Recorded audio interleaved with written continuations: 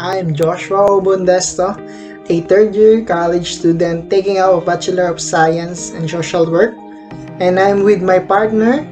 Pagnanawon, a third-year college student taking up Bachelor of Criminology.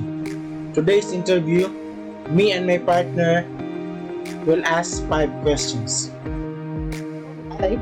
Our interview is based on our experience and how the pandemic affects us. My first question for you is how the pandemic changed your daily life. COVID-19, the pandemic caused me to fear about the rapid spread of virus. We all know that it's the disease and the cause of death. It has affected my daily lives since the pandemic arrived. I always attack myself with my anxiety, and of course, I was being unproductive at that time.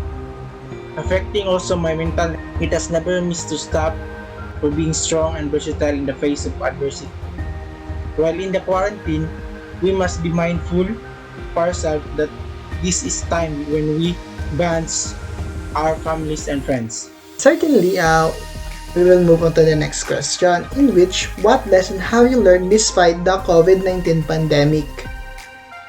I've learned that for our own protection, we should follow the government guidelines such as staying at home, wearing a face mask wherever we leave the house, and washing regularly as we I have greater trust in God and a closer relationship with my family before the pandemic. Finally, to become resolute in order to resolve this adversity in our lives. Okay, yeah, I think we have the same thoughts. My third question for you is how do you deal with the pandemic at home? My home life during the pandemic, it was boring. I'm always staying in my room because I'm obsessed with the virus. But the time passed by, I have already adjusted myself to help my parents doing chores,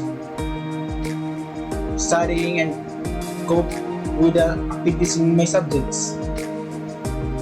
I sympathize you, John, and I'm just want to share my experience that I almost dropped my subject because I couldn't cope the subject, and but now that I adjusted to the new learning, I still read additional references and books to ensure that I fully comprehend the subject.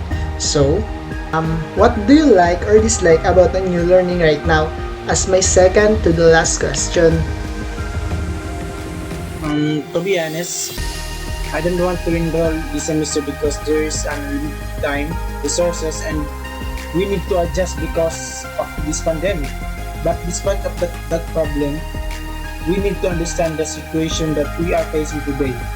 And the pandemic is not an impediment to achieving our dreams. Okay, so this is my last question that I prepared. I'm curious as to how you overcome the obstacle that you face as a result of the pandemic.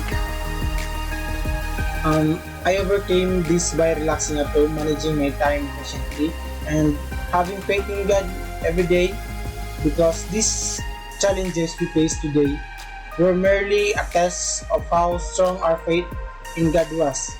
And the pandemic will be over soon in God's will be done. It is good to be here that how God is powerful, right? And wish you all the best, and please take care of your family as well as yourself.